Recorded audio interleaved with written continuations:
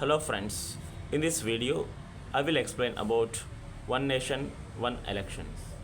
Recently, Government of India has constituted an 8 members committee under the head of ex-President of India Ramnath Kovind to study possibilities for one nation one elections. One nation one election means conducting elections simultaneously to the Lok Sabha and state legislative bodies. Actually, 1951, 52, 57, 62, 67 elections were simultaneous elections. But later governments, by using Article 356, they were imposed president rule in different states. With this simultaneous election system has broken. Again, present government of India want to reintroduce the system. Why? Because it is saying that they are unable to do focus on the good administration. Because if they want to do good administration, they want to bring new kind of laws and policies.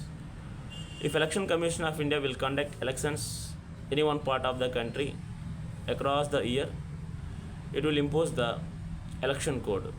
It becomes the burden to the government of India to do the good administration, to implement different kinds of welfare schemes. With that, not only this, there are different causes. So they want to reintroduce the system in our country. Okay, what are the advantages and disadvantages of this one nation, one elections? When we think about this, there are some advantages. Those are less expenditure. If they conduct elections across the country at a time, it will take less expenditure. Because of, take an example, as per the 2019 general elections, all political parties have spent more than 60,000 crores for the elections. And not only that, Election Commission of India has spent 10,000 crores to conduct elections across the country. It was the costliest election of our country. So now they want to reduce this expenditure. One more point here we have to notice. If they conduct elections simultaneously in our country, from the total expenditure, 50% have to bear by the government of India, 50% have to bear by the state governments. Next, second one, less burden to the security forces. As Election Commission of India will conduct elections in one part of the country across the year, these security forces have to mobilize one area to another area. It is risky process and more expensive. So that they want to reduce the risk to the security forces. Along next third one,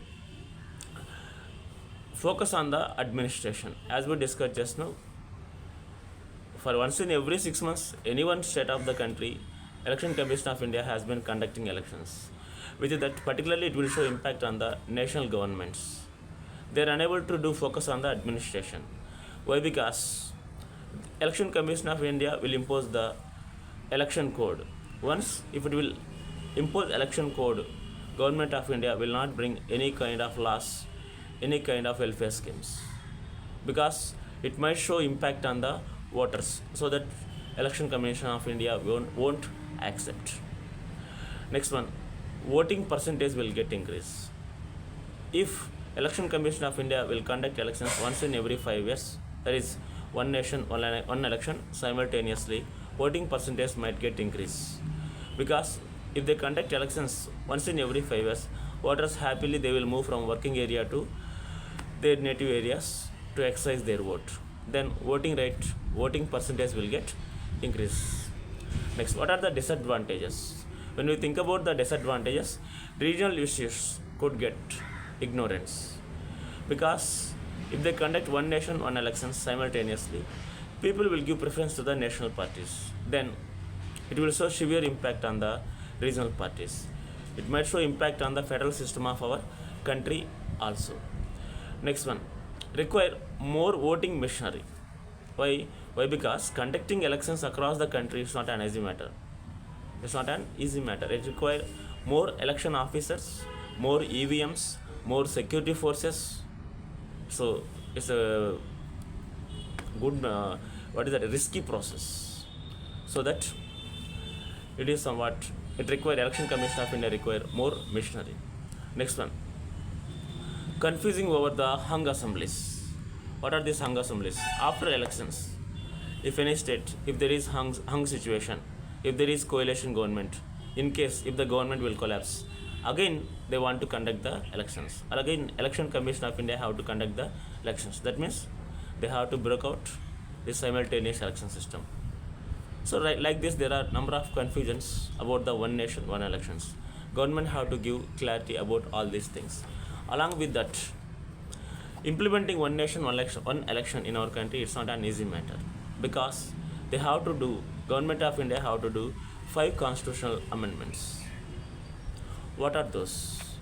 Those are they have to do amendments in the Article 83, which deals about the duration of the houses of the Parliament.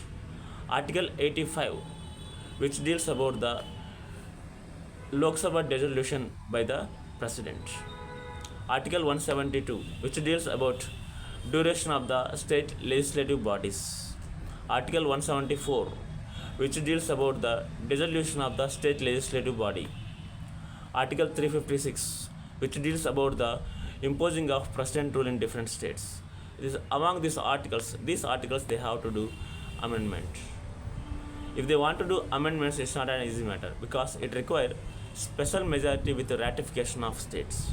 What is this special majority with ratification of states? Nothing but 2/3 of the members of the house, from the total strength, 2/3 of the members of the house must have to attend the house. Among that strength, 50% of the strength must have to accept. Even though 50% of the strength accepted, 50% of the total states also have to accept. It's not an easy matter because in number of states we will observe regional parties. One nation, one election will show severe impact on the regional parties.